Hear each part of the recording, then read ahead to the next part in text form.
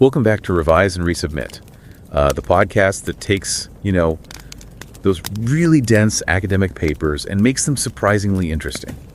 I'm Pavlov. And I'm Nikita. There's that old saying in management, there is nothing as practical as a good theory. It's a great ideal, isn't it? From Kurt Lewin back in 1943. The idea that what we do in academia should actually help people. Exactly. But if you really look at a lot of management research, it feels like many theories just fall short. They don't give you a tool. They just describe a goal. That's a perfect way to put it. They give you the destination, but no map to get there. Take something like empowering leadership. A great idea. We want leaders to give employees autonomy. But the definition often becomes, completely circular. Totally circular. It ends up saying if the employee feels empowered, then the leader must have been empowering. Right, which gives a manager absolutely nothing. No concrete action, no lever to pull.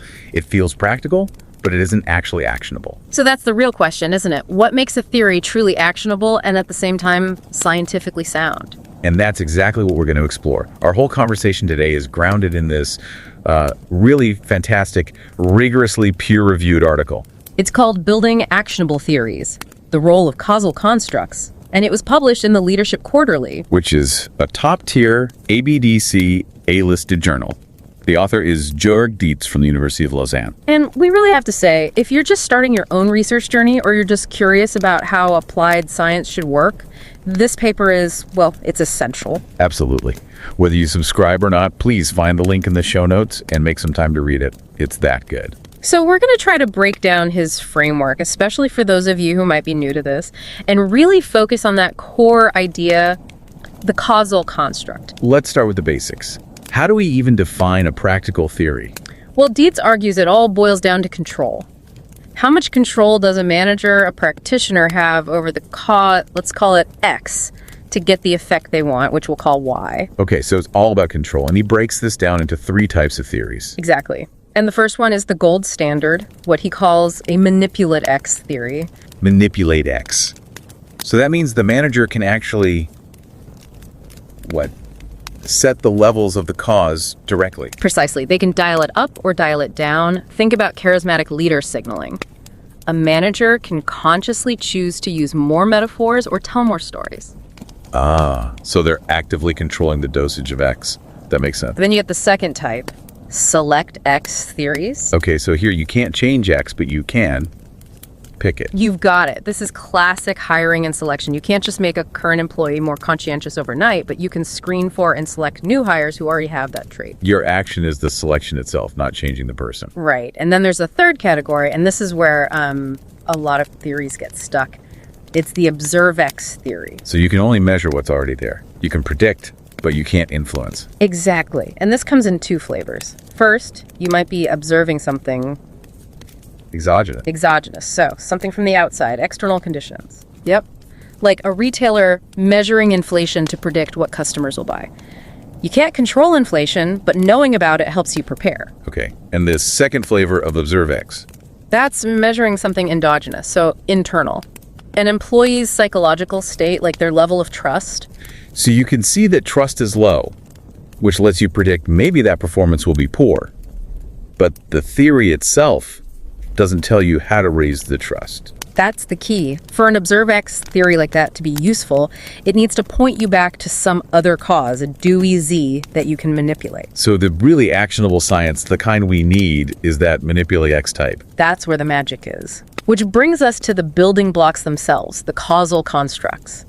To build these theories, we need to be crystal clear about what the action is, who is doing it, and why it even works. And the article gives us a great framework for this from New Opponent that sort of breaks down the causal chain. It does. First, you have the causal agent. Who? The manager, the leader, the person pulling the lever. Then you have the producing cause. This is the what. The actual observable thing they do.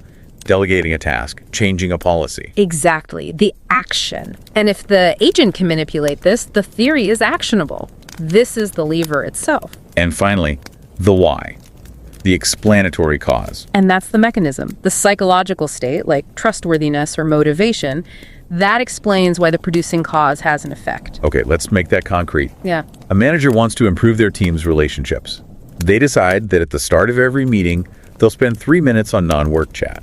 That specific change in routine, that's the producing cause, the actionable behavior, And that action works through the explanatory cause, which would be an increase in the employee's feeling of trust. which then leads to the outcome, better relationship quality. Perfect. And the big takeaway here is if your theory only connects trust to relationship quality, you've built an observe X theory.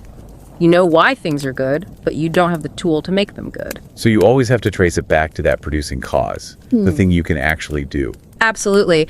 And to build theories based on those kinds of causes, our constructs have to be really, really solid. They need to meet certain standards. They're the standard ones, right? Like a construct has to be distinctive.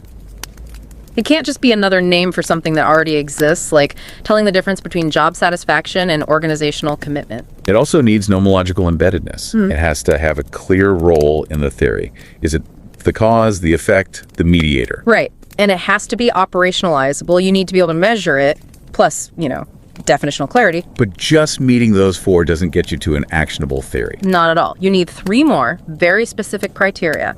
First is construct unity. It has to be one thing, monolithic. You can't mix the cause and the outcome into one label. That sounds critical. And second, Manipulability, non-negotiable. Someone, a researcher or a manager, must be able to deliberately set the levels of that construct. An explicit causal mechanism. The theory has to say why it works. We know difficult goals work because they increase effort. That why is the mechanism. okay, so now we get to the fun part. Where does it all go wrong? Yes. The 3 big conceptual flaws that just make so much research, frankly, unusable. The first one is the simplification fallacy. This is when you take a huge, complex phenomenon and slap a single label on it, hiding all the different parts that are actually doing the work. So that violates construct unity right away. And it must kill manipulability too, because you don't know which specific piece is the actual cause.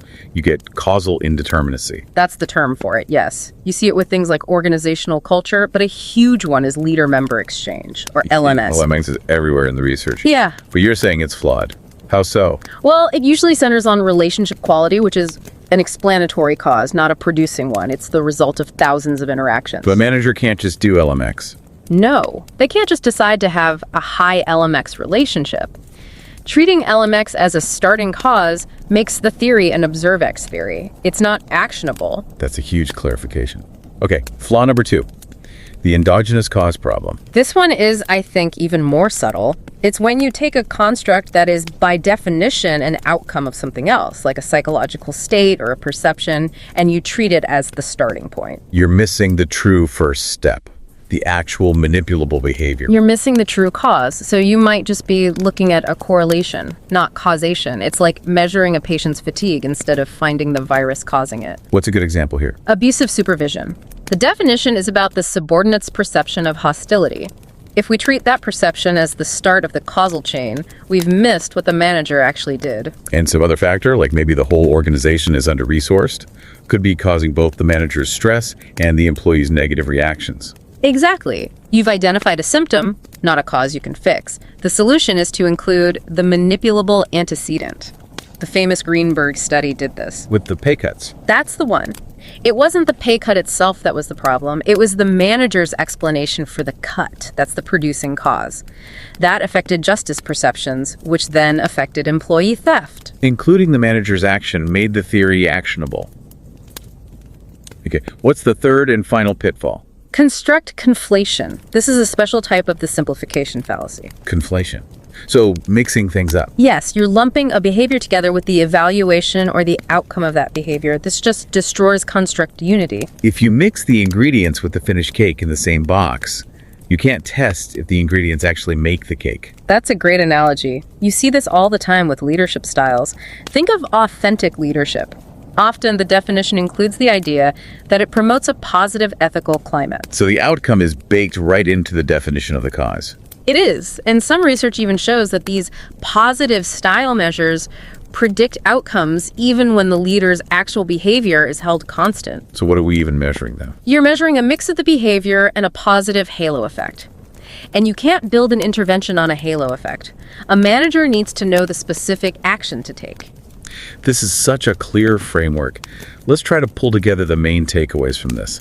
For a practitioner listening, what's the first step? Always identify the theory type. If it's not a manipulate X theory, you need to dig deeper and ask, what action can I take that will influence this state or perception? And always check the boundaries, right? Where and for whom does this apply? Maybe even run a small test in your own team. Yes, produce your own local evidence. And remember Francis Bacon's warning about darkening the rest? Actionable theories can be very focused on one outcome, like performance. You, as the practitioner, have to measure other things, like well-being, to make sure you're not causing unintended harm. And for the academics, those of you starting out, Be disciplined. Always theorize the manipulable antecedents. Get to the do-z behind the observe it. and guard that construct unity.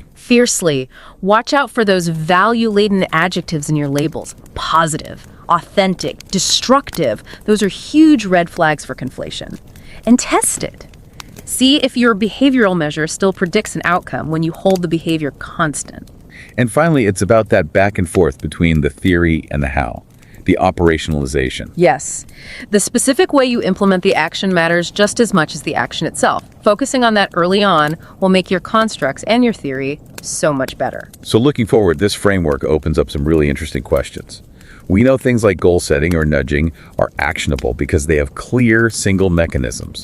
So what other single mechanism manipulable causes might be out there waiting to be discovered?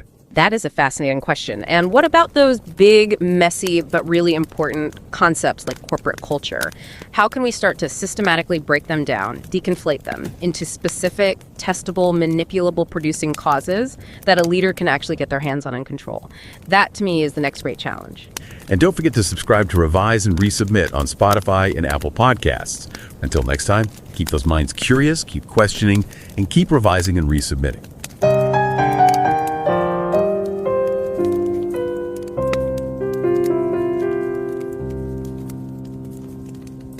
Revise and রিসাবমিটে স্বাগতম। আমি Pavlov. আর আমি নিকিতা। আমার এক বন্ধু বুঝলেন সম্প্রতি একটা টিমের ম্যানেজার হয়েছে, তো সেদিন ওর সাথে কথা হচ্ছিল। বেশ হতাশ। ওকে ওর কোম্পানি থেকে বলা হয়েছে টিমের মধ্যে ক্ষমতায়ন বা এম্পাওয়ারমেন্ট বাড়াতে। কথাটা তো সুন্দর, কিন্তু ও আমাকে জিজ্ঞেস করলো আমি আসলে করবটা কি। এমন কোনো সুইচ আছে যেটা টিপলে এম্পাওয়ারমেন্ট বেড়ে যাবে? তত্ত্বটা শুনতে দারুণ, কিন্তু বাস্তবে এটা ওকে কোনো সাহায্যই করছে না। এই হতাশাটা আমার খুব পরিচিত।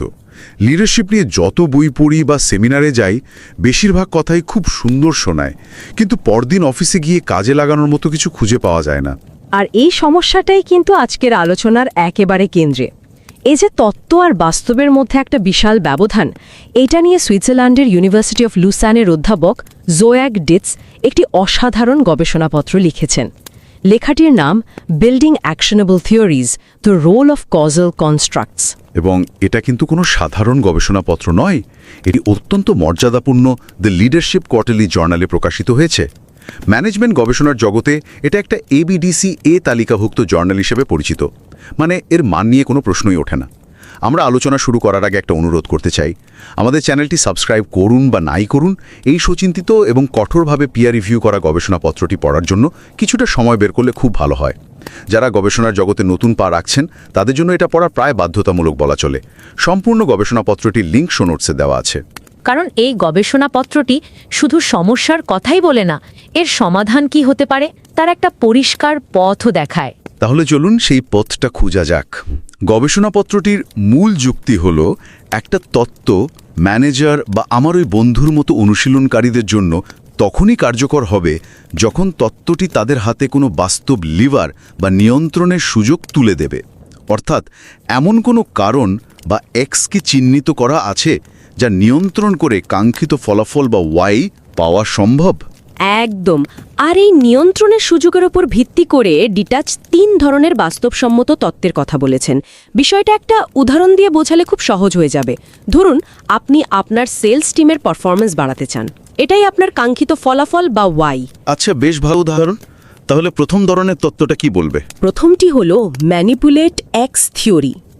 এই তত্ত্ব আপনাকে এমন একটি এক্স বা কারণ দেবে যা আপনি সরাসরি নিয়ন্ত্রণ বা ম্যানিপুলেট করতে পারেন।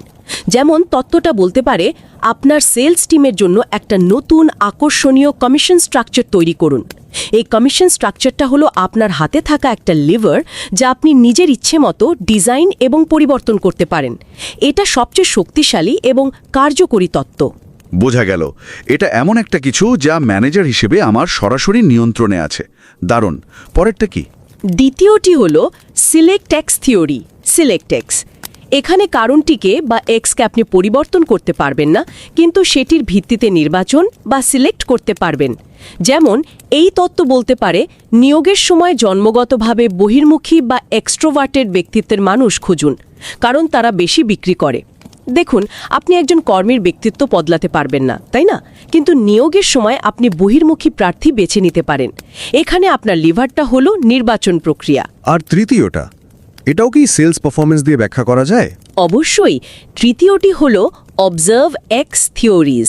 অবজার্ভ এক্স থিওরিজ, এই তত্ত্বগুলোতে কারণটিকে আপনি শুধু পরিমাপ বা অবজার্ভ করতে পারবেন, কিন্তু সরাসরি নিয়ন্ত্রণ বা নির্বাচন করতে পারবেন না। যেমন তত্ত্বটা বলতে পারে কর্মীদের কাজের সন্তুষ্টির জব স্যাটিসফ্যাকশনের মাত্রায় নিরীক্ষা করুন, কারণ সন্তুষ্ট কর্মীরা বেশি বিক্রি করে। এখানে আপনি সন্তুষ্টির মাত্রা মাপতে পারবেন এবং হয়তো ভবিষ্যতের পারফরমেন্স সম্পর্কে একটা পূর্বাভাসও পাবেন, কিন্তু এই তত্ত্বটা আপনাকে সন্তুষ্টি বাড়ানোর কোনো সরাসরি উপায় বলছে না, তাই এর কার্যকারিতা সবচেয়ে কম। বাহ, একটা উদাহরণ দিয়ে পুরো বিষয়টা কি সুন্দর পরিষ্কার হয়ে গেল। মূল পার্থক্যটা হলো একজন ম্যানেজারের নিয়ন্ত্রণের পরিধি। ম্যানিপুলেট তত্ত্বে নিয়ন্ত্রণটা সবচেয়ে প্রত্যক্ষ, আর অবজারভেক্স তত্ত্বে সবচেয়ে পরোক্ষ। এই বিষয়টা আমাকে আরেকটা গুরুত্বপূর্ণ ধারণার দিকে নিয়ে যাচ্ছে, যা গবেষণাপত্রটিতে বলা হয়েছে: উৎপাদনকারী কারণ এবং ব্যাখ্যামূলক কারণ। আমার মনে হয় এখানেই বেশিরভাগ তত্ত্ব পথ হারায়। আপনি একেবারে মোক্ষম জায়গায় ধরেছেন। এটা বোঝা নতুন গবেষকদের জন্য খুবই জরুরি। উৎপাদনকারী কারণ বা প্রডিউসিং কজ হলো সেই নির্দিষ্ট কাজটি যা করা হয়, অর্থাৎ কি বা হোয়াট। যেমন ধরুন, একজন ম্যানেজারের তার টিমের প্রত্যেক সদস্যের সাথে প্রতি সপ্তাহে অন্তত একবার কাজের বাইরের বিষয় নিয়ে ব্যক্তিগতভাবে আলাপ করা। এটা একটা নির্দিষ্ট পর্যবেক্ষণযোগ্য আচরণ। আর ব্যাখ্যামূলক কারণ? ব্যাখ্যামূলক কারণ বা এক্সপ্লেনেটরি কজ হলো সেই মনস্তাত্ত্বিক প্রক্রিয়া যা ফলাফলের কারণ ব্যাখ্যা করে, মানে কেন বা দ্য ওয়াই। যেমন ম্যানেজারের ওই ব্যক্তিগত আলাপ কর্মীদের মধ্যে বিশ্বাস বা ট্রাস্ট তৈরি করে, যা পরে ভালো সম্পর্ক এবং ভালো পারফরমেন্সের দিকে নিয়ে যায়। এখানে বিশ্বাস হলো ব্যাখ্যামূলক কারণ। সমস্যাটা হলো অনেক তত্ত্ব সরাসরি এই কেন অংশে লাফিয়ে পড়ে। তারা বলে কর্মীদের মধ্যে বিশ্বাস তৈরি করুন, কিন্তু তারা এটা বলতে ভুলে যায় যেটি কোন কাজটি বা কি করলে সেই বিশ্বাস তৈরি হবে। ঠিক আমার ওই বন্ধুর মতো অবস্থা। ওকে বলা হয়েছে এমপাওয়ার করতে, যা হলো একটা ওয়াই, কিন্তু হোয়াট বা কোন লিভারটা টানতে হবে সেটা কেউ বলছে না। ফলে ম্যানেজাররা একটা অসম্পূর্ণ নির্দেশনা নিয়ে অন্ধকারে হাতড়ে বেড়ান। একদম। তারা জানে ফলাফলটা কি দরকার, বিশ্বাস বাড়ানো বা ক্ষমতায়ন করা, কিন্তু সেই ফলাফলে পৌঁছনোর জন্য কোন লিভারটা টানতে হবে সেটা তাদের অজানা থেকে যায়। আর এখানেই তত্ত্বটা বাস্তবসম্মত বা অ্যাকশনেবল থাকে না। এখানেই গবেষণা যাত্রাপথে থাকা যে কোনো ব্যক্তির জন্য বিষয়টি আরও আকর্ষণীয় হয়ে ওঠে। গবেষণাপত্রটি এমন 3টি সাধারণ কিন্তু মারাত্মক ভুলের কথা বলেছে, যা গবেষকরা তত্ত্ব নির্মাণের সময় প্রায়শই করে থাকেন। আমার তো মনে হয় এটা প্রত্যেক পিএইচডি ছাত্রের জন্য একটা কি করা উচিত নয় ধরনের চেকলিস্ট হওয়া উচিত। প্রথম ভুলটা কি? প্রথম ভুলটি হল সরলীকরণ বিভ্রান্তি বা দ্য সিম্পলিফিকেশন ফ্যালেসি। এটা তখন ঘটে যখন কোনো অত্যন্ত জটিল এবং বহুমাত্রিক বিষয়কে, ধরুন প্রাতিষ্ঠানিক সংস্কৃতি বা অর্গানাইজেশনাল কালচারকে, একটা মাত্র ধারণা বা কনস্ট্রাক্ট দিয়ে ব্যাখ্যা করার চেষ্টা করা হয়। সমস্যা হলো সংস্কৃতি তো কোনো সুইচ নয় যে চাইলেই অন বা অফ করা যাবে, তাই না? এটা শত শত ছোট ছোট আচরণ, নিয়মকানুন আর অলিখিত বিশ্বাসের সমষ্টি। অনেকটা গাড়ির ইঞ্জিনের মতো। আমরা বলি ইঞ্জিন ভালো হলে গাড়ি ভালো চলে, কিন্তু ইঞ্জিন তো কোনো একটা পার্টস নয়। এর ভেতরে পিস্টন, স্পার্ক প্লাগ, ভালভ, কত কি আছে। একজন মেকানিককে শুধু বললে হবে না ইঞ্জিন ঠিক করে দাও, তাকে নির্দিষ্ট করে বলতে হবে সমস্যাটা কোথায়। অসাধারণ উপমা। ঠিক তাই, যখন এত বড় একটা জিনিসকে একটা কনস্ট্রাক্ট হিসেবে দেখানো হয়, তখন সেটা নিয়ে তৈরি তত্ত্ব বাস্তবে প্রয়োগযোগ্য হয় না, কারণ এর কোনো নির্দিষ্ট লিভার খুঁজে পাওয়া যায় না। বেশ, তাহলে প্রথম ভুলটা হলো একটা বড়সড় অস্পষ্ট ধারণাকে লিভার হিসেবে দেখা, যা আসলে সম্ভব না। কিন্তু আমি আরেকটা সমস্যাও দেখি, যেখানে তত্ত্বগুলো এমন জিনিসের উপর জোর দেয় যা ম্যানেজারের নিয়ন্ত্রণের বাইরে। যেমন কর্মীর মনোভাব বা সন্তুষ্টি। এটা নিয়েও কি গবেষণাপত্রটিতে কিছু বলা আছে? হ্যাঁ, আর এটাই আমাদের দ্বিতীয় ভুলের দিকে নিয়ে যায়, অন্তর্জাত কারণ সমস্যা বা দ্য এন্ডোজেনাস কজ প্রবলেম। এটা তখন ঘটে যখন এমন একটি কারণকে মূল চালক হিসেবে দেখানো হয় যা আসলে নিজেই অন্য কোনো কিছুর ফলাফল। যেমন ধরুন, গবেষণায় দেখানো হলো কাজের সন্তুষ্টি কর্মীদের পারফরমেন্সের ওপর প্রভাব ফেলে, কিন্তু এই কাজের সন্তুষ্টি তো শূন্য থেকে তৈরি হয় না, এটা আসলে কর্মীদের একটা উপলব্ধি বা প্রতিক্রিয়া। এর পেছনের মূল কারণ, যেমন ম্যানেজারের কোনো নির্দিষ্ট আচরণ, ধরা যাক কর্মীদের ভালো কাজের জন্য প্রকাশ্যে প্রশংসা করা, সেটাই আসল লিভার। যদি তত্ত্বে এই মূল কারণ উল্লেখ না করা হয়, তবে আমরা উপসর্গের চিকিৎসা করছি, রোগের নয়। ও, এবার আমি বুঝতে পারছি। তাহলে অ্যাবিউসিভ সুপারভিশন বা নিপীড়নমূলক তদারকির ধারণার ক্ষেত্রেও একই সমস্যা। কর্মীর মনে হওয়া যে তার উপর নিপীড়ন হচ্ছে, সেটা তো ফলাফল। আসল কারণ বা লিভার হলো ম্যানেজারের সেই নির্দিষ্ট আচরণগুলো, যা এই অনুভূতি তৈরি করছে। হতে পারে সেটা সবার সামনে অপমান করা বা অযৌক্তিক ডেডলাইন দেওয়া। একদম, আমরা মূল কারণটাকেই ধরতে পারছি না। আর তৃতীয় মারাত্মক ভুল, যেটা শুনতে একটু কঠিন লাগতে পারে, সেটা হলো কনস্ট্রাক্ট একত্রীকরণ বা কনস্ট্রাক্ট কনফ্লেশন। হ্যাঁ, এই নামটা একটু একাডেমিক শোনাচ্ছে। এটা একটু সহজ করে বুঝিয়ে বলা যায়? নিশ্চয়ই। সহজ কথায় এটা হলো প্রশ্নের মধ্যেই উত্তর ঢুকিয়ে দেওয়া। যদি আমি বলি একজন সফল সাঁতারু সেই যে ভালো সাঁতার কাটে, এটা তো কোনো নতুন তথ্য দিল না, এটা একটা স্বতঃসিদ্ধ বাক্য বা টোটোলজি। গবেষণায় এই ভুলটা তখন হয় যখন একটি কনস্ট্রাক্টের সংজ্ঞার মধ্যেই তার কারণ এবং ফলাফলকে মিশিয়ে ফেলা হয়। এর ক্লাসিক উদাহরণ হলো অথেন্টিক লিডারশিপ। এর সংজ্ঞার মধ্যেই ভালো আচরণ, যেমন স্বচ্ছ থাকা, এবং তার ইতিবাচক ফলাফল, যেমন কর্মীদের মধ্যে আস্থা তৈরি করা, দুটোই অন্তর্ভুক্ত থাকে। তার মানে সংজ্ঞাটাই এমন যে যে নেতা স্বচ্ছ থাকেন এবং আস্থা তৈরি করেন, তিনি অথেন্টিক। এটা তো আর গবেষণার মাধ্যমে পরীক্ষা করার কিছু থাকলো না, এটা তো সংজ্ঞানুসারেই সত্য হয়ে গেল। এটা তো একটা বড় ফাঁদ। ঠিক তাই। এর ফলে এই তত্ত্বকে আর পরীক্ষা করা সম্ভব হয় না। যদি বলি ভালো নেতারা ভালো ফলাফল আনেন, তাহলে তো এটা পরীক্ষা করার কিছু থাকলো না। এটা তত্ত্ব নয়, এটা একটা বিশ্বাস মাত্র। পুরো বিষয়টা শোনার পর আমার মাথায় একটা দ্বন্দ্ব তৈরি হচ্ছে। একদিকে গবেষণাপত্রটি বলছে খুব নির্দিষ্ট এবং নিয়ন্ত্রণযোগ্য আচরণ নিয়ে কাজ করতে। অন্যদিকে আমরা জানি যে প্রাতিষ্ঠানিক সমস্যাগুলো প্রায়ই খুব জটিল আর একে অপরের সাথে জড়িত। এই দুটোকে মেলানো যাবে কিভাবে? একজন গবেষক কি তাহলে বড় ছবিটা দেখাই বন্ধ করে দেবেন? এটা খুবই গুরুত্বপূর্ণ একটা প্রশ্ন, আর এখানেই গবেষকদের জন্য মূল বার্তাটা লুকিয়ে আছে। বার্তাটি হলো, তত্ত্ব নির্মাণের সময় কেবল দার্শনিকের মতো নয়, একজন ইঞ্জিনিয়ারের মতো করে ভাবতে হবে। নিজেকে কয়েকটি প্রশ্ন করতে হবে। প্রথমত, আমার কার্যকারণ শৃঙ্খলের শুরুতে নির্দিষ্ট, পর্যবেক্ষণযোগ্য এবং নিয়ন্ত্রণযোগ্য কাজটি, অর্থাৎ আমার উৎপাদনকারী কারণ বা লিভারটা কি? দ্বিতীয় প্রশ্নটা নিশ্চয়ই কনস্ট্রাক্ট বা ধারণাটি পরিষ্কার কিনা তা নিয়ে।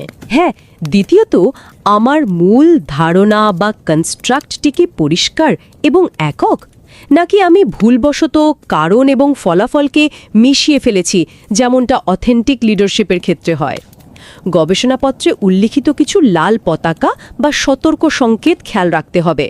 যেমন কোনো কনস্ট্রাক্টের নামে যদি পজিটিভ, কার্যকর বা কাউন্টার প্রোডাক্টিভের মতো গুণবাচক বিশেষণ বা ফলাফল ভিত্তিক নাম থাকে, তাহলেই সতর্ক হতে হবে যে সেখানে কনস্ট্রাক্ট কনফ্লেশনের ঝুঁকি আছে। আর তৃতীয়ত, নিজেকে প্রশ্ন করতে হবে, আমি এটা কিভাবে পরিমাপ বা প্রয়োগ করব। এই তৃতীয় বিষয়টা খুব মজার। কিভাবে প্রয়োগ করা হবে এটা ভাবলে কি সুবিধা হয়? তত্ত্বটি পরীক্ষা করার জন্য যদি মনে মনে একটা কাল্পনিক পরীক্ষণ বা ল্যাব এক্সপেরিমেন্টের কথা ভাবা যায়, তাহলে এর দুর্বলতাগুলো প্রায় স্পষ্ট হয়ে ওঠে। যদি আমি এটাকে একটা ল্যাবে পরীক্ষা করতে না পারি, তাহলে সম্ভবত আমার কনস্ট্রাক্টটি যথেষ্ট পরিষ্কার নয় বা আমার হাতে কোনো নিয়ন্ত্রণযোগ্য লিভার নেই। খুব কাজের কথা। আর ম্যানেজার বা আমার বন্ধুর মতো অনুশীলনকারীদের জন্য কি বার্তা রয়েছে, যারা প্রতিদিন এই তত্ত্বগুলো ব্যবহার করার চেষ্টা করেন? তাদের জন্য বার্তা হলো, গবেষণাকে বা ম্যানেজমেন্ট গুরুদের পরামর্শকে প্রশ্ন করতে শিখতে হবে। যখন তারা কোনো নতুন ম্যানেজমেন্ট ধারণা সম্পর্কে পড়বেন বা কোনো কনসালটেন্টের কাছ থেকে শুনবেন, তাদের প্রশ্ন করা উচিত, বাহ, শুনতে তো দারুণ লাগছে, কিন্তু এটা কি আমাকে নিয়ন্ত্রণের জন্য কোনো বাস্তব লেভার দিচ্ছে, নাকি এটা কেবল একটি সুন্দর মনস্তাত্ত্বিক অবস্থার বর্ণনা? এই গবেষণাপত্রটি তাদের হাতে ম্যানিপুলেট, সিলেক্ট, অবজার্ভ এই শব্দভাণ্ডারগুলো তুলে দিচ্ছে, যাতে তারা যে কোনো তত্ত্বের বাস্তবতা এবং উপযোগিতা মূল্যায়ন করতে পারবেন। এই আলোচনাটা শুধু বর্তমান তত্ত্বগুলোকে বুঝতে সাহায্য করছে না, বরং ভবিষ্যতের গবেষণা নিয়েও ভাবতে বাধ্য করছে। যেমন ধরুন ট্রান্সফরমেশনাল লিডারশিপ বা সার্ভেন্ট লিডারশিপের মতো বড় ধারণাগুলো তো বছরের পর বছর ধরে জনপ্রিয়। এই গবেষণাপত্রটি কি বলছে যে এগুলো পুরোটাই ভুল, এগুলোর কোনো মূল্যই নেই? না, ঠিক তা নয়। এটা বলছে না যে এগুলোকে ফেলে দিতে হবে, বরং এগুলোকে ব্যবচ্ছেদ বা ডাইসেক্ট করতে বলছে। যেমন যদি আমরা ট্রান্সফরমেশনাল লিডারশিপের মতো বিখ্যাত ধারণাগুলোকে ভাঙতে শুরু করি, তাহলে এর ভেতরে কোন কোন নির্দিষ্ট এবং পরীক্ষাযোগ্য আচরণ অবশিষ্ট থাকে। হতে পারে সেই আচরণগুলো হলো ভবিষ্যতের একটি আকর্ষণীয় ছবি তুলে ধরা বা প্রত্যেক কর্মীর ব্যক্তিগত বিকাশে সাহায্য করা। এখন প্রশ্ন হলো, এই আচরণগুলো কি সত্যি ততটা কার্যকর যতটা আমরা এতদিন ধরে ভেবে এসেছি? হয়তো দেখা যাবে এই বড় বড় ধারণাগুলোর ভেতরে থাকা আসল লেভারগুলো খুবই সাধারণ কিছু আচরণ। এটাই ভবিষ্যতের গবেষণার একটা দারুণ দিক হতে পারে। আর বর্তমান প্রেক্ষাপটে, যেখানে আমরা রিমোট ওয়ার্ক বা কৃত্রিম বুদ্ধিমত্তার যুগে প্রবেশ করছি, সেখানেও নতুন প্রশ্ন উঠছে। এই নতুন পরিবেশে নতুন নিয়ন্ত্রণযোগ্য কনস্ট্রাক্ট বা লিভার কি হতে পারে? জুম মিটিংয়ের সংখ্যা, নাকি স্ল্যাক চ্যানেলে ব্যবহৃত ভাষার ধরন, অথবা ম্যানেজার কত দ্রুত ইমেলের উত্তর দিচ্ছেন? আমাদের এই নতুন কর্মপরিবেশের জন্য কিভাবে কার্যকরী এবং বাস্তবসম্মত তত্ত্ব তৈরি করা যায়, সেটাও একটা বড় চ্যালেঞ্জ। আর আমার আগের প্রশ্নে আবার ফিরে আসি। এই যে সুনির্দিষ্ট এবং সংকীর্ণ কনস্ট্রাক্টের উপর জোর দেওয়া হচ্ছে, এর সাথে প্রাতিষ্ঠানিক জটিল ও সামগ্রিক সমস্যা বোঝার প্রয়োজনকে কিভাবে মেলানো সম্ভব? সেখানেই হয়তো সবচেয়ে বড় প্রশ্নটা লুকিয়ে আছে। এই কঠোরতার সাথে জটিল বাস্তবতাকে মেলানোর উপায় কি? সম্ভবত উত্তরটা হলো একটা বড় গ্র্যান্ড থিওরি দিয়ে সবকিছু ব্যাখ্যা করার লোভ সামলাতে হবে। তার বদলে বড় সমস্যাগুলোকে ছোট ছোট নিয়ন্ত্রণযোগ্য অংশে ভেঙে দেখতে হবে এবং সেগুলোর জন্য আলাদা আলাদা ম্যানিপুলেটিভ তত্ত্ব তৈরি করতে হবে। অনেকগুলো ছোট কিন্তু কাজের তত্ত্ব হয়তো একটা বড় কিন্তু অকেজো তত্ত্বের চেয়ে অনেক বেশি মূল্যবান। অসাধারণ। সবশেষে গবেষণাপত্র থেকে একটি চূড়ান্ত ভাবনা দিয়ে শেষ করতে চাই, যা আবারও সেই বিখ্যাত মনোবিজ্ঞানী কার্ট লিউইনের দিকেই ইঙ্গিত করে। যদি কোনো কিছুকে সত্যি বুঝতে চাও, তবে তা পরিবর্তন করার চেষ্টা করো। এই গবেষণাপত্রটি শুধু সমালোচনা করে না, এটি এমন তত্ত্ব তৈরির একটি নীলনকশা দেয় যা বাস্তবে ইতিবাচক পরিবর্তন আনতে পারে। এটি এমন এক ধরনের ইয়েনজেংতার বা কঠোরতার আহ্বান, যা শেষ পর্যন্ত আমাদের অপ্রাসঙ্গিক হওয়া থেকে বাঁচিয়ে প্রাসঙ্গিকতার দিকেই নিয়ে যায়।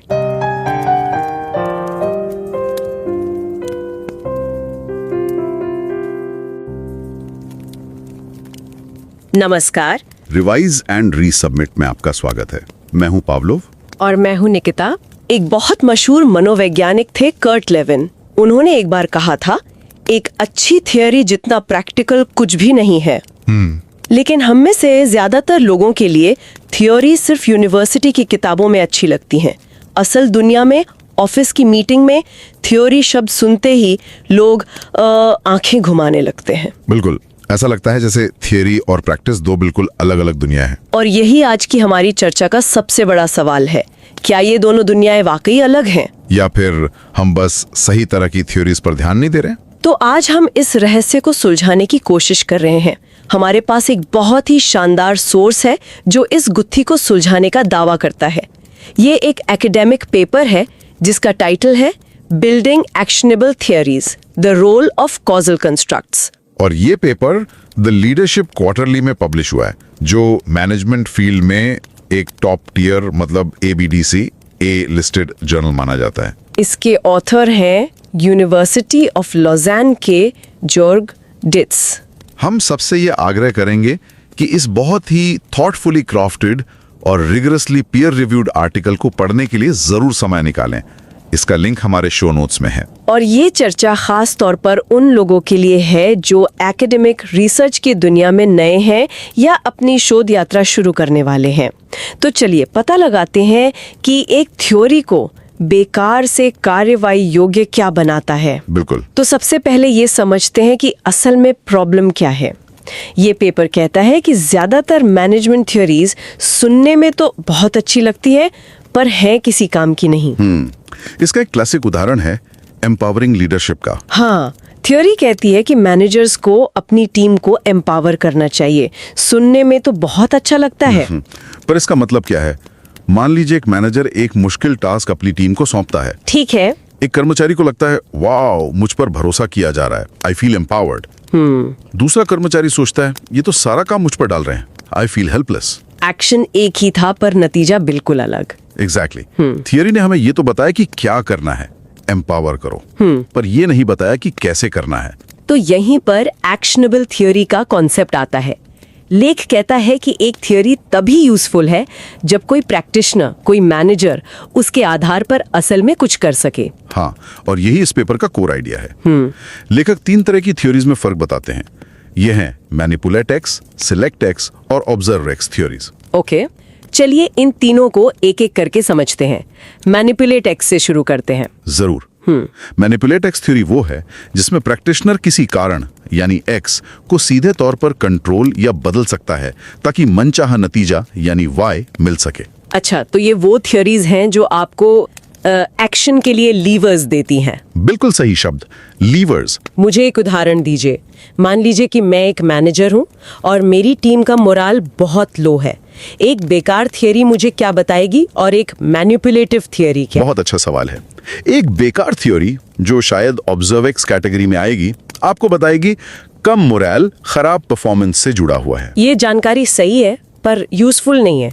ये तो बस प्रॉब्लम बता रही है, सॉल्यूशन नहीं। बिल्कुल, लेकिन एक मैनिपुलेटिव थियरी आपको एक स्पेसिफिक करने योग्य एक्शन देगी।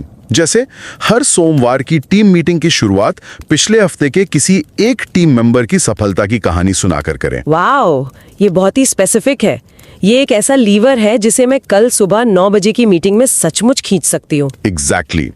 आपने एक कारण यानी सफलता की कहानी सुनाना को डायरेक्टली मैनिपुलेट किया ताकि एक नतीजा यानी बेहतर मोरल मिल सके। यही मैनिपुलेटिव थियरीज की ताकत है। ठीक है, तो मीटिंग का फॉर्मेट बदलना तो आसान है, लेकिन उन चीजों का क्या जिन्हें मैं कंट्रोल नहीं कर सकती, जैसे किसी का पर्सनालिटी ट्रेट। मान लीजिए कोई कर्मचारी नेचुरली बहुत ज्यादा डिटेल ओरिएंटेड नहीं है। बहुत अच्छा पॉइंट है, और यही हमें दूसरी कैटेगरी पे लाता है, select x theories. Select x. हाँ, यहां आप कारण एक्स को बदल नहीं सकते, लेकिन आप उसे चुन सकते हैं। आप किसी कर्मचारी को रातों रात ज्यादा कर्तव्यनिष्ठ या कॉन्शियंशियस नहीं बना सकते। सही बात है, वो एक स्टेबल पर्सनालिटी ट्रेट है। राइट, लेकिन एक मैनेजर भर्ती करते समय ऐसे लोगों को सिलेक्ट कर सकता है जो पहले से ही हाई ऑन कॉन्शियंशियस हों। अच्छा, तो यहाँ आपका लीवर बदलना नहीं बल्कि चुनना है। हायरिंग प्रोसेस आपका एक्शन टूल बन जाता है। बिल्कुल। Got it. मैनिपुलेट मतलब बदलना, सिलेक्ट मतलब चुनना। तो फिर तीसरी कैटेगरी ऑब्जर्व एक्स क्या है? ये वो बेकार थ्योरी थी जिसके बारे में आपने पहले बात की थी। ऑब्जर्व थ्योरीज में आप कारण को न तो बदल सकते हैं, नहीं चुन सकते हैं। आप उसे सिर्फ माप सकते हैं, ऑब्जर्व कर सकते हैं। जैसे कर्मचारियों का ट्रस्ट लेवल। आप सर्वे करके ये तो माप सकते हैं कि ट्रस्ट लेवल 4 है या 3, लेकिन आप ये कमांड नहीं दे सकते कि कल से सब लोग ट्रस्ट लेवल को 10% बढ़ा दो। तो ये थ्योरी एक तरह से ऑर्गेनाइजेशन का वेदर रिपोर्ट है। ये आपको बता सकती कि बाहर बारिश हो रही है, यानी ट्रस्ट लेवल कम है, लेकिन ये आपको छाता नहीं देती। क्या बढ़िया एनालॉजी है, बिल्कुल सही। और समस्या ये है कि हमारा मैनेजमेंट लिटरेचर ऐसी ही ऑब्जर्व थ्योरी से भरा पड़ा है। तो पेपर का फोकस साफ तौर पर मैनिपुलेट थ्योरीज बनाने पर है, और इसके लिए पेपर कहता है कि हमें थ्योरी के बिल्डिंग ब्लॉक्स यानी कंस्ट्रक्ट्स को सही से समझना होगा। एक नए रिसर्चर के लिए कंस्ट्रक्ट का मतलब क्या है? सरल शब्दों में कंस्ट्रक्ट एक एकेडमिक लेबल है जो हम किसी एब्स्ट्रैक्ट आइडिया को देते हैं ताकि हम उसकी स्टडी कर सकें। ट्रस्ट, कमिटमेंट, जॉब सेटिस्फैक्शन, ये सब कंस्ट्रक्ट्स हैं। और यहीं पर पेपर एक और बहुत जरूरी डिस्टिंक्शन करता है जो मेरे ख्याल से हर नए रिसर्चर के लिए गेम चेंजिंग है। ये है प्रोड्यूसिंग कॉजेज और एक्सप्लेनेटरी कॉजेज के बीच का फर्क। हाँ, ये इस पेपर का दिल है। एक प्रोड्यूसिंग कॉज वो स्पेसिफिक एक्शन या इवेंट है जो किसी नतीजे को जन्म देता है। मतलब क्या हुआ? हाँ, क्या हुआ का जवाब। जैसे मैनेजर ने कर्मचारी से उसके परिवार के बारे में पूछा। ये कॉन्क्रीट ऑब्जर्वेबल एक्शन है। ओके, और एक्सप्लेनेटरी कॉज? एक एक्सप्लेनेटरी कॉज वो साइकोलॉजिकल स्टेट या क्वालिटी है जो ये समझाता है कि उस प्रोड्यूसिंग कॉज का असर क्यों हुआ। अच्छा, हमारे उदाहरण में मैनेजर का परिवार के बारे में पूछना, जो कि प्रोड्यूसिंग कॉज है, शायद कर्मचारी के मन में परसीव्ड ट्रस्टवर्दीनेस यानी प्रतीत भरोसे को बढ़ा सकता है। तो प्रतीत भरोसा एक्सप्लेनेटरी कॉज हुआ। बिल्कुल, और इस वजह से उनके बीच रिलेशनशिप की क्वालिटी बेहतर होती है। एक मिनट रुकिए, आप कह रहे हैं कि परसीव्ड ट्रस्टवर्दीनेस एक एक्सप्लेनेटरी कॉज है, लेकिन क्या एक मैनेजर ये नहीं कह सकता, टीम आज से हम एक दूसरे पे ज्यादा भरोसा करेंगे? यही तो क्रूशल पॉइंट है। आप भरोसा करने का आदेश दे सकते हैं, लेकिन आप उसे पैदा नहीं कर सकते। भरोसा एक नतीजा है, एक साइकोलॉजिकल स्टेट है। आप वो एक्शंस कर सकते हैं जिनसे भरोसा पैदा होने की संभावना बढ़ जाए, जैसे कि अपने वादे निभाना, पारदर्शी होना, या जैसा हमने कहा पर्सनल इंटरेस्ट दिखाना। हाँ, ये एक्शंस प्रोड्यूसिंग कॉजेज हैं। ट्रस्ट खुद एक एक्सप्लेनेटरी कॉज है। ये तो दिमाग की बत्ती जलाने वाली बात है। इसका मतलब बहुत सारी रिसर्च सिर्फ एक्सप्लेनेटरी कॉजेस पे फोकस करती है, जैसे ट्रस्ट और रिस्क टेकिंग के बीच का रिश्ता, लेकिन वो ये बताना भूल जाती है कि उस ट्रस्ट को पैदा करने वाला प्रोड्यूसिंग कॉज क्या है। एग्जैक्टली, ये ऐसा है जैसे कोई कहे कि गीली सड़कों के कारण ज्यादा दुर्घटनाएं होती हैं। बात तो सही है। हाँ, ये कोरिलेशन है, लेकिन असली प्रोड्यूसिंग कॉज तो बारिश है। जब तक आप बारिश को एड्रेस नहीं करेंगे, आप सिर्फ लक्षण का इलाज कर रहे हैं, बीमारी का नहीं। वाओ, तो जब कोई थ्योरी सिर्फ ये कहती है कि उच्च LMX यानी लीडर मेंबर एक्सचेंज से बेहतर परफॉर्मेंस मिलती है, तो वो हमें गीली सड़क के बारे में बता रही है, बारिश के बारे में नहीं। प्रिसाइसली, वो एक ऑब्जर्व एक्स थ्योरी बन जाती है। आप देख सकते हैं कि हाई LMX वाले एम्प्लॉइज अच्छा परफॉर्म करते हैं, पर आप ये नहीं जानते कि उस LMX को बढ़ाने के लिए कौन सा लीवर खींचना है। ठीक है, तो अगर ये फ्रेमवर्क इतना क्लियर है, तो रिसर्चर्स इतनी गलतियां करते क्यों हैं? पेपर में कुछ आम गलतियों या ट्रैप्स का भी जिक्र है ना? हाँ, पेपर 3 बड़े जालों की बात करता है जिनसे हर रिसर्चर को बचना चाहिए। पहला कौन सा है? पहला है द सिंप्लीफिकेशन फैलेसी, यानी सरलीकरण की भ्रांति। ये तब होता है जब हम किसी बहुत ही कॉम्प्लेक्स चीज के लिए एक सिंगल सिंपल कॉन्स्ट्रक्ट का इस्तेमाल करते हैं। जैसे ऑर्गेनाइजेशनल कल्चर, हमारी कंपनी का कल्चर बदलो, ये तो हर कंसल्टेंट का पसंदीदा नारा है। बिल्कुल, पर कल्चर कोई एक चीज नहीं है। ये वैल्यूज, नॉर्म्स, रिचुअल्स, बिहेवियर्स का एक जटिल मिश्रण है। इसे एक चीज मानकर बदलने की बात करना ऐसा है जैसे कोई डॉक्टर कहे आपकी बॉडी को ठीक करना है। अरे भाई, बॉडी में क्या ठीक करना है? लिवर, किडनी या सिर्फ सर्दी जुकाम? Make sense.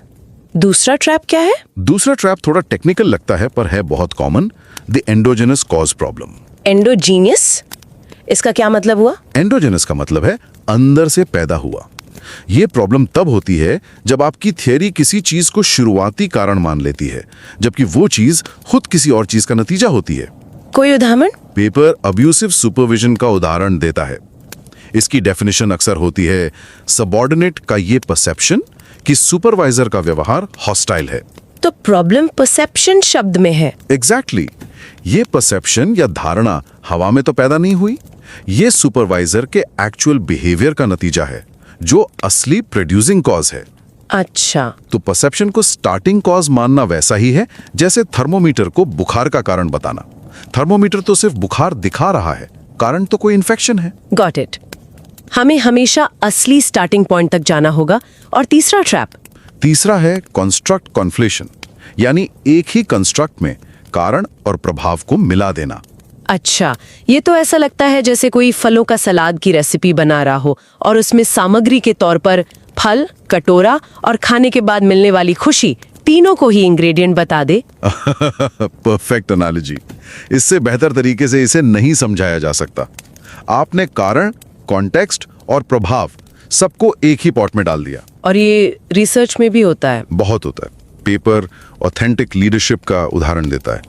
कई बार इसकी डेफिनेशन में नेता का व्यवहार, उसकी आंतरिक अवस्था और उसके द्वारा बनाए गए पॉजिटिव आउटकम्स सब कुछ शामिल कर लिया जाता है। तो फिर आप टेस्ट क्या करेंगे? अगर डेफिनेशन में ही पॉजिटिव आउटकम्स शामिल हैं, तो आप ये कैसे टेस्ट करेंगे कि ऑथेंटिक लीडरशिप से पॉजिटिव आउटकम्स होते हैं? ये तो सर्कुलर लॉजिक हो गया। Exactly, the conclusion is baked into the premise. ये टेस्टेबल थ्योरी नहीं रहती। ठीक है, तो अगर मैं एक पीएचडी स्टूडेंट हूँ जो अभी अपनी रिसर्च जर्नी शुरू कर रही हूँ, तो वो एक कौन सी चीज़ है जो मुझे हमेशा याद रखनी चाहिए? मेरे हिसाब से 2 चीजें। पहली, अपना रिसर्च क्वेश्चन बनाते समय हमेशा पूछें, मेरा प्रोड्यूसिंग कॉज क्या है? वो कौन सा स्पेसिफिक, ऑब्जर्वेबल, मैनिपुलेबल एक्शन है जिसे कोई मैनेजर कर सकता है? और दूसरी चीज़? दूसरी, थियरी बनाने के स्टेज पर ही ऑपरेशनलाइजेशन के बारे में सोचें। यानी मैं इस कंस्ट्रक्ट को मेजर कैसे करूंगा, या मैं इसे एक एक्सपेरिमेंट में मैनिपुलेट कैसे करूंगा। ये आपकी थ्योरी का अल्टीमेट क्लैरिटी टेस्ट है। बिल्कुल। ब्रिलियंट। और उन मैनेजर्स और एग्जीक्यूटिव्स के लिए जो ये सुन रहे हैं, क्या ये सब उनके लिए सिर्फ एकेडमिक जार्गन है? बिल्कुल नहीं, बल्कि ये पेपर उन्हें एक बहुत पावरफुल बीएस डिटेक्टर देता है। मुझे ये फ्रेज बहुत पसंद आया, बीएस डिटेक्टर। कैसे? अगली बार जब कोई कंसल्टेंट या गुरु उन्हें कोई नया मैनेजमेंट फैड बेचें, तो वे इस फ्रेमवर्क का इस्तेमाल कर सकते हैं। जब कोई संगठनात्मक संस्कृति को बदलने जैसी बड़ी बड़ी बातें करे, तो मैनेजर पूछ सकता है, ठीक है, लेकिन वो कौन सा एक कॉन्क्रीट लीवर है जिसे मैं कल सुबह 9 बजे खींच सकता हूँ? एग्जैक्टली। अगर उनके पास कोई स्पेसिफिक प्रोड्यूसिंग कॉज, कोई करने योग्य एक्शन नहीं है, तो इसका मतलब है कि वे आपको एक ऑब्जर्व एक्स थियरी बेच रहे हैं, एक्शन प्लान नहीं। तो ये फ्रेमवर्क वेग एडवाइस और एक्शनेबल स्ट्रैटेजीज के बीच फर्क करने में मदद करता है। हाँ, विश्वास बनाएं एक एस्पिरेशन है। हर नए प्रोजेक्ट की शुरुआत में रोल्स एंड रिस्पॉन्सिबिलिटीज को लिखित में साफ करें। एक एक्शनेबल स्ट्रैटेजी है जो विश्वास बनाने में मदद कर सकती है। यह चर्चा इस बात पर बहुत स्पष्टता लाती है कि रिसर्च को क्या उपयोगी बनाता है। यह सिर्फ दुनिया की व्याख्या करने के बारे में नहीं है, बल्कि इसे बदलने के लिए उपकरण प्रदान करने के बारे में भी है। बिल्कुल। और ये भविष्य के लिए कुछ बहुत दिलचस्प सवाल भी खड़े करता है। जैसे जैसे काम हाइब्रिड और रिमोट होता जा रहा है, वो कौन से नए मैनिपुलेबल प्रोड्यूसिंग कॉजेज हैं जिनका उपयोग नेता टीम कोहेजन या ट्रस्ट को बढ़ावा देने के लिए कर सकते हैं, जब आमने सामने की बातचीत बहुत कम हो गई हो? या मैनेजमेंट में एआई के उदय के साथ क्या एक एआई सिस्टम एक कॉजल एजेंट हो सकता है? क्या हम इस बारे में एक्शनेबल थ्योरीज बना सकते हैं कि बेहतर टीम रिजल्ट्स पाने के लिए मैनेजर्स को एआई टूल्स के साथ कैसे इंटरैक्ट करना चाहिए? ये सवाल दिखाते हैं कि इस लेख के सिद्धांत कितने फंडामेंटल हैं।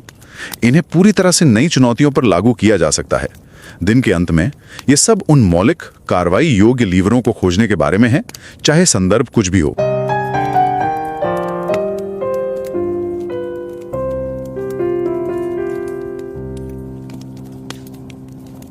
Kurt Lewin, en af socialpsykologiens fædre, sagde engang, at der er intet så praktisk som en god teori. Men altså, jeg tror mange ledere, der har siddet med en managementbog, har følt det helt stik modsat. Det er genkendeligt. Forestil dig, du får at vide, at nøglen til succes, det er empowering leadership.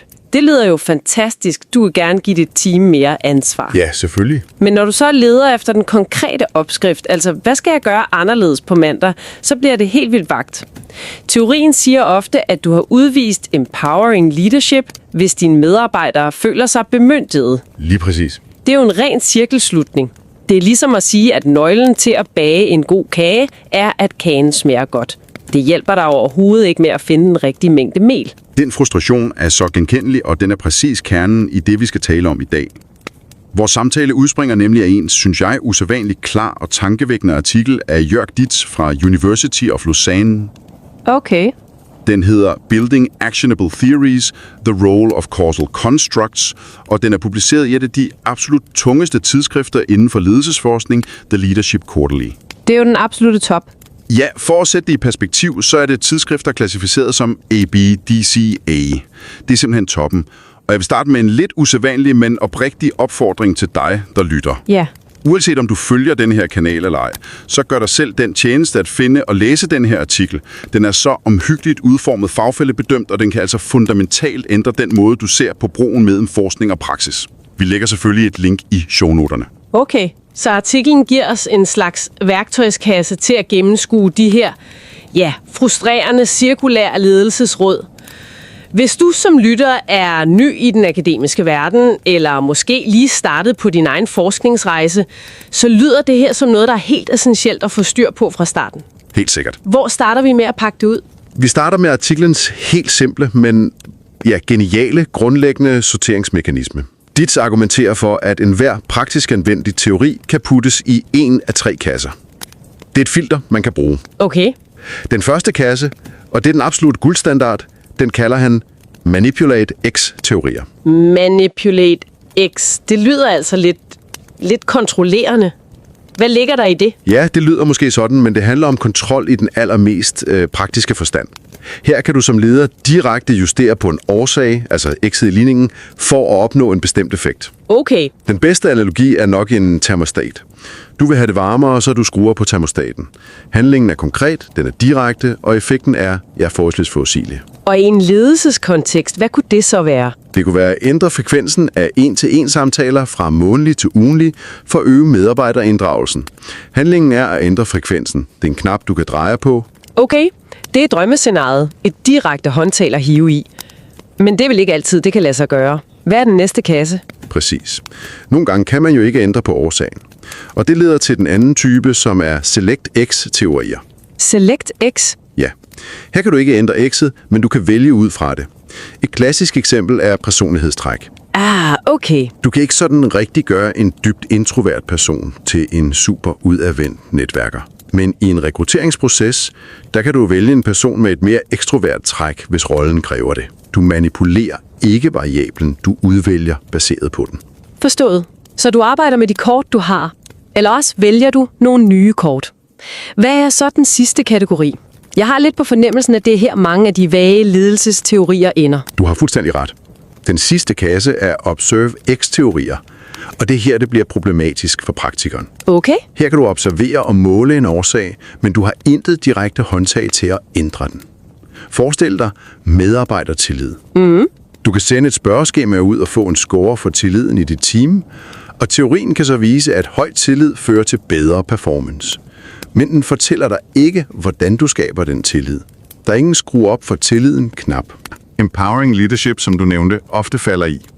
Man observerer en ønskværdig tilstand, men uden at anvise en konkret vej derhen. Det rammer virkelig hovedet på sømmet. Så det helt store spørgsmål er jo, hvad er den magiske ingrediens, der adskiller en teori, man rent faktisk handler på?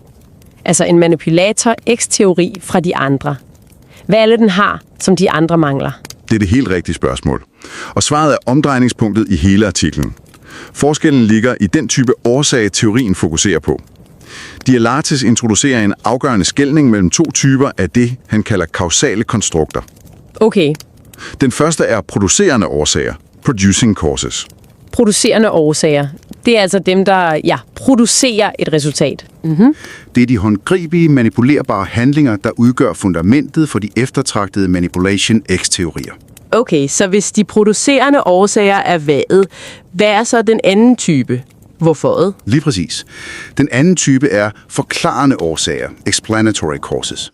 Det er hvorfor. Okay. Det er typisk en psykologisk tilstand eller en opfattelse inde i en person. Oplevet retfærdighed, motivation, følelsen af tillid, oplevelsen af psykologisk tryghed. Ja. Disse årsager er utrolig vigtige, for de forklarer mekanismen, der gør, at en handling virker. Og det her er altså altafgørende. De er ikke noget, en leder direkte kan indstille.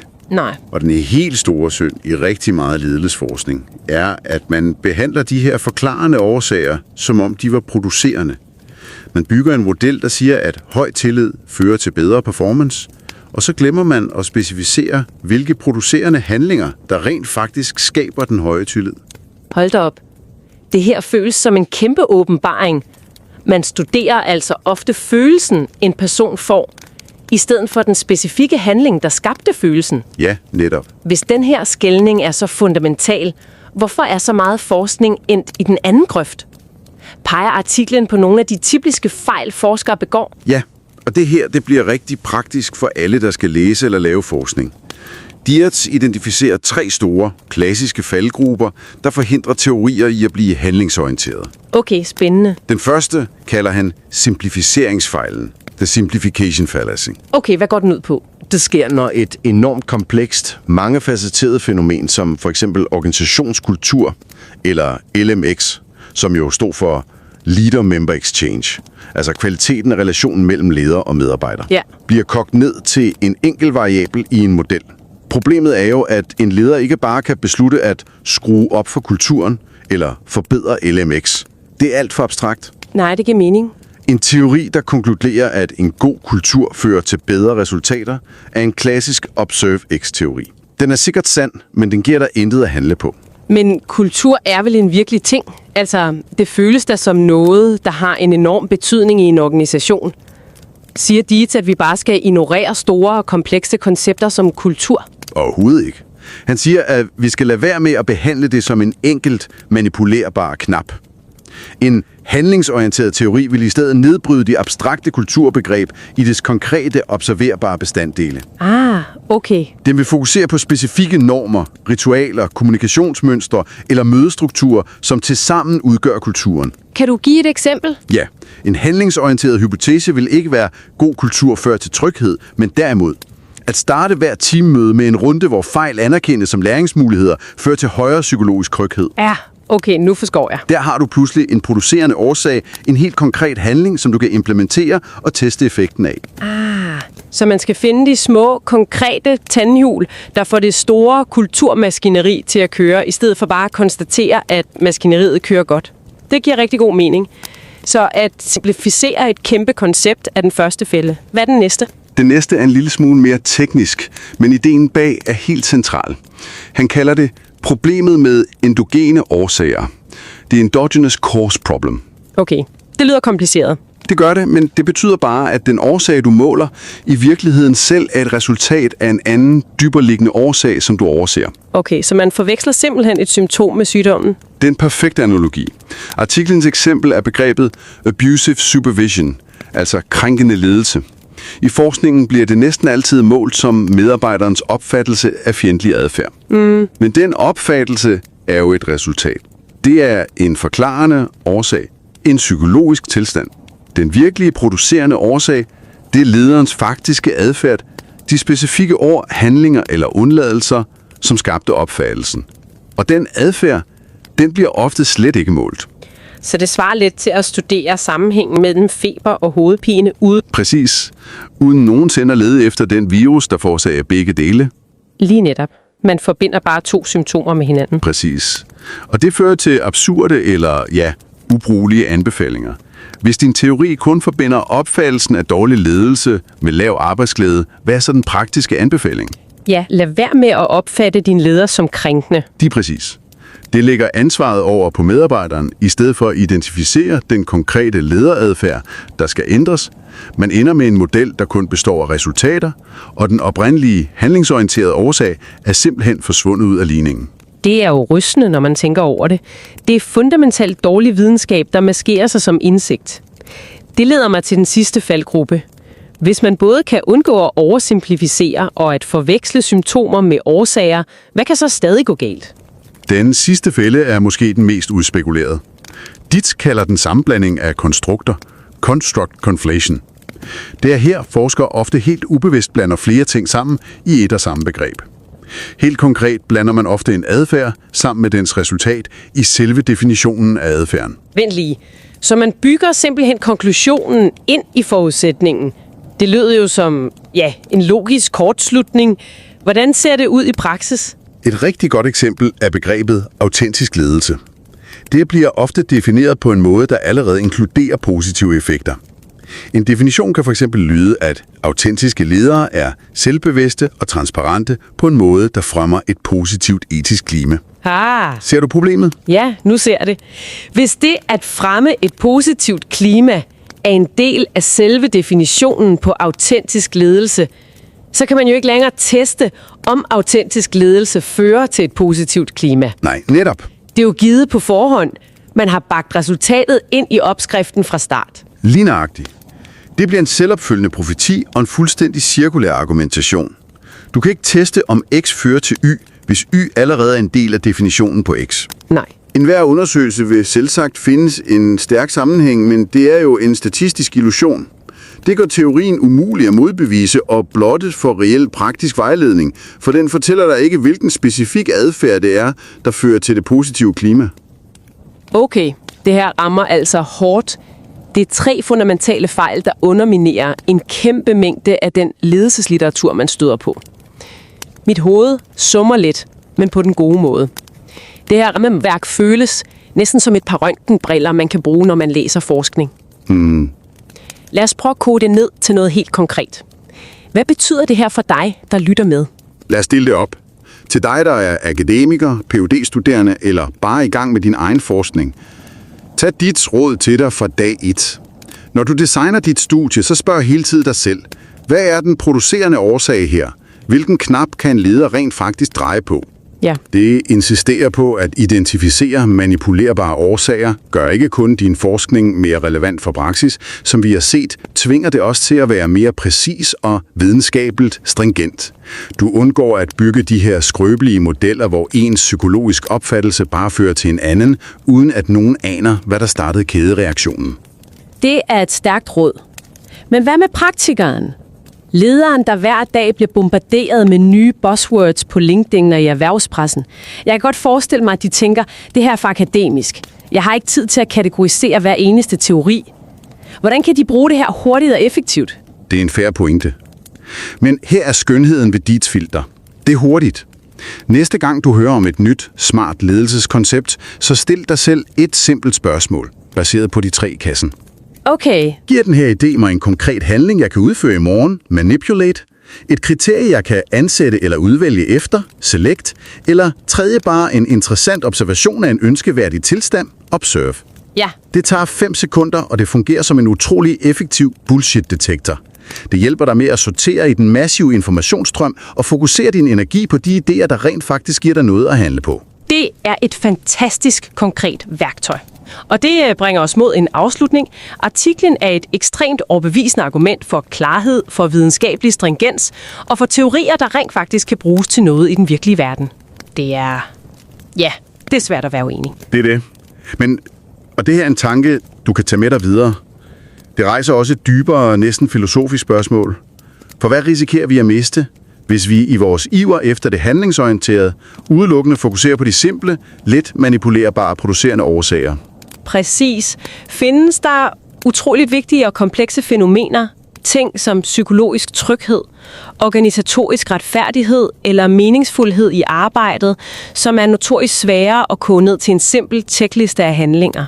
Fænomener, som måske er så komplekse og kontekstafhængige, at vi primært kan observere dem og deres effekter, men som alligevel er helt afgørende at forstå og stræbe efter. Er der en fare for, at vi i vores jagt på det, der virker, ofrer den dybe forståelse for den simple handling? At vi begynder at optimere efter det, der er let at måle, frem for det, der i virkeligheden betyder mest?